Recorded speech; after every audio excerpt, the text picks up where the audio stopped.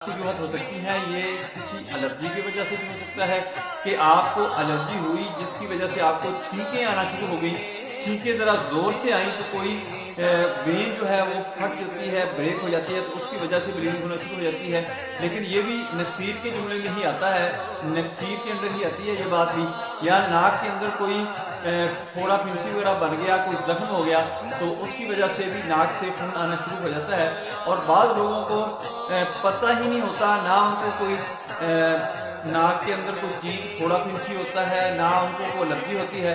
अचानक बैठे बैठे उनको ब्लीडिंग होना शुरू हो जाती है, यानी नाक से खून बहना शुरू हो जाते हैं।